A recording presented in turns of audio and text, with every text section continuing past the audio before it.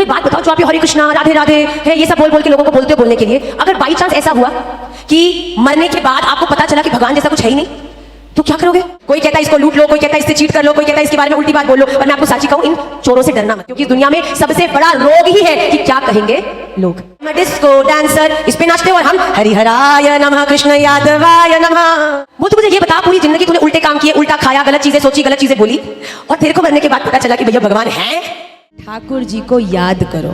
एक बार एक सेठ जी बड़े अमीर थे, दूसरे गांव गए, साथ में 4 बाउंसर लेके गए, करोड़ रुपए लेकर वापस लौट रहे थे। घर पहुंचने वाले सोचा कि अरे भैया इन बाउंसरों को घर तक ले जाऊंगा, क्या फायदा है, यहीं से इनको भेज देता हूँ, मोड़ पे तो आ गया, खुद चला जाऊंगा। बाउंसर भेज दिया, अभी मोड़ पे पहुंचे ही थे कि लोग 60 चोरों ने उन पे हमला कर दिया, 60 थीव्स। वो बेचारे सेठ जी रोने लगे, अरे माफ कर दो, छोड़ दो, छोड़ दो। इतने में ही एक चोर ने अपने मुंह की पट्टी हटा दी। सेठ जी हैरान हो गए, अरे रामू तू? साथ वाले ने भी हटा दी। ओ शामू तू? रामू शामू तुम चोर बन गए? उन्होंने बोला क्या बताएं बाबूजी, हमारी मैया जिसकी आपने बड़ी सेवा करी थी, आपके घर में रहती थी, काम करती थी, पर आप तो जानते हो कैंसर से मौत हो गई, हम दोनों अनाथ हो गए, कोई और साधन मिला नहीं, इसलिए चोर बनना पड़ा।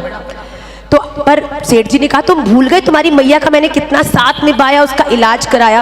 उन्होंने बोला हम चोर जरूर बन गए हैं, पर हम अभी भी इतने कठोर नहीं है कि आपके साथ चोरी करें। उन्होंने बाकी सब चोरों को कहा कि देखो ये हमारे सेठ जी हैं, हमारा पुराना रिश्ता है, अगली चोरी में जो भी मिलेगा रामू शामू हम दोनों अपना हिस्सा नहीं लेंगे, हमारा हिस्सा भी तुम सब बांट लेना, पर हमारे इन बाबूजी को छोड़ दो।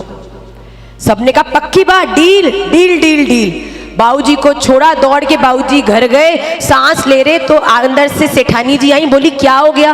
बोलते आज 60 चोरों ने मुझे घेर लिया था, आज तो मरना निश्चित था, पर 2 अपने निकल आए, उनमें से रामू शामू अपने निकल आए, जिन्होंने उन बचे हुए 58 चोरों से हमको बचा लिया। मैया ने बोला बड़ी कृपा हुई कि रामू शामू हमारे अपने थे तो बच गए। बात यहाँ तत्व की ये है कि भैया इस दिनचर्या में भी 60 मिनट होते हैं घंटे में, और उन 60 मिनटों में बहुत सारे अलग अलग प्रकार के चोर आते हैं आपके जीवन में। कोई कहता है इसको लूट लो, कोई कहता है इससे चीट कर लो, कोई कहता है इसके बारे में उल्टी बात बोल लो, पर मैं आपको साची कहूँ, इन चोरों से डरना मत। डरने की जरूरत नहीं है भैया, डर के आगे जीत है।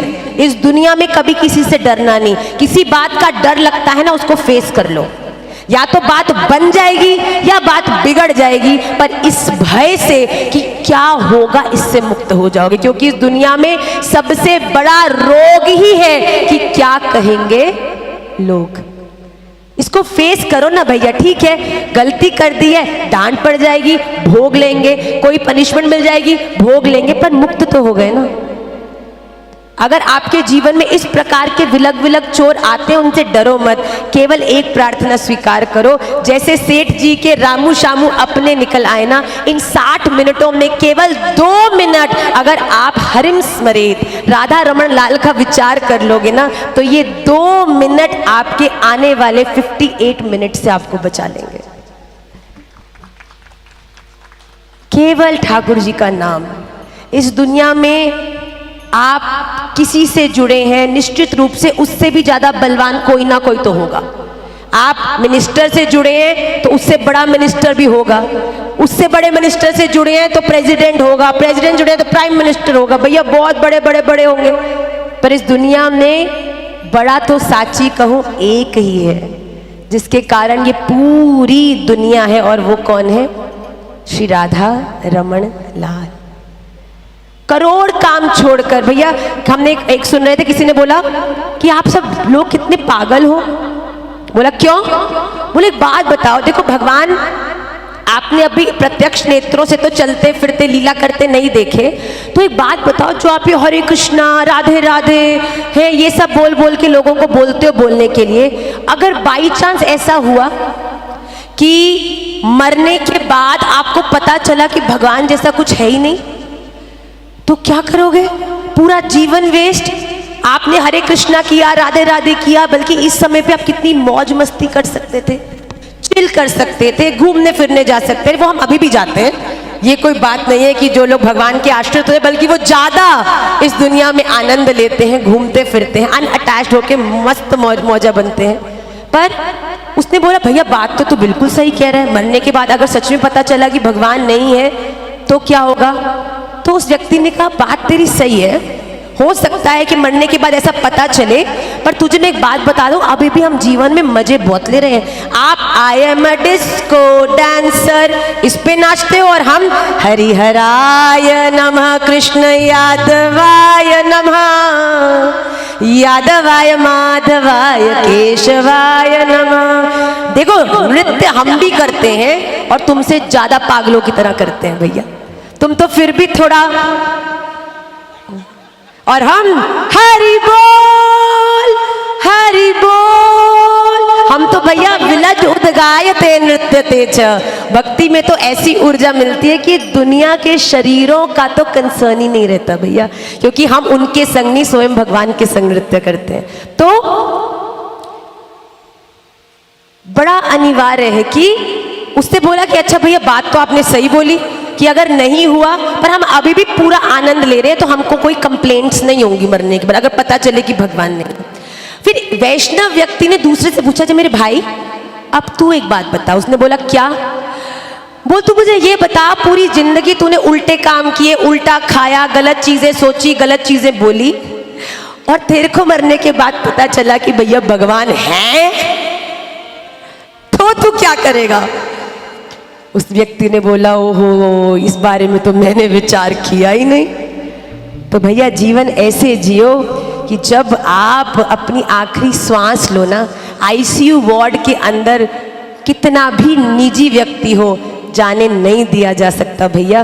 तो किसी ऐसे के संग संबंध बनाना बड़ा जरूरी है जो इस दुनिया की बाउंड्रीज को पार करके हर क्षण हर सेकंड आपके संग रहने की सामर्थ्य रखता हो। और ये इन शरीरों की सामर्थ्य नहीं, बल्कि किसी पुरुष की सामर्थ्य नहीं, बल्कि केवल पुरुषोत्तम भगवान श्री कृष्ण की ही सामर्थ्य है।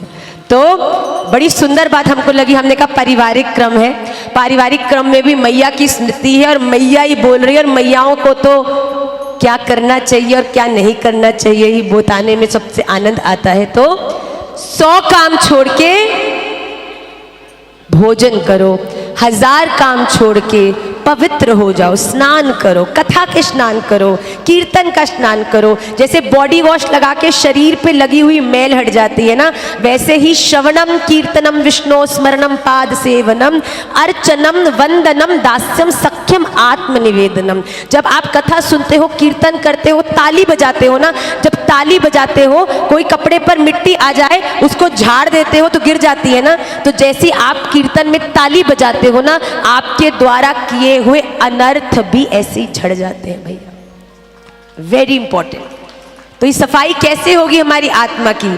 आप जब श्रवण करते हो, कथा कीर्तन, जब आप ठाकुर जी की सेवा करते हो, वैष्णव सेवा करते हो। इस दुनिया में सबसे बड़ी सेवा ठाकुर सेवा नहीं है। ठाकुर जी भी जिस सेवा से प्रसन्न होते हैं वो ठाकुर जी की सेवा में रहने वाले वैष्णवों की सेवा है। आप किसी से बहुत प्यार करो और कोई व्यक्ति उसकी प्रसन्नता का विचार करके हमेशा उसकी हेल्प करता, आपके मन में ऑटोमेटिकली उसके प्रति रिस्पेक्ट आ जाएगा।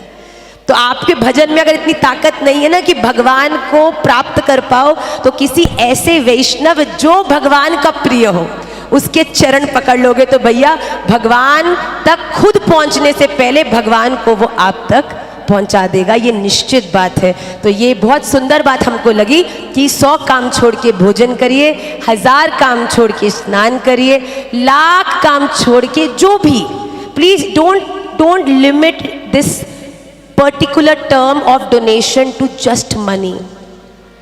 धन आपका है भी नहीं भैया, आपको भगवान ने धन दे के नहीं भेजा, बल्कि कोई ना कोई गुण दे के भेजा है। कोई बहुत अच्छा भोजन बनाता है तो भोजन बनाता है, महीने में एक बार बनाओ ना सब गरीबों के लिए, ज्यादा सारा जाके देखकर आओ, खिलाकर आओ।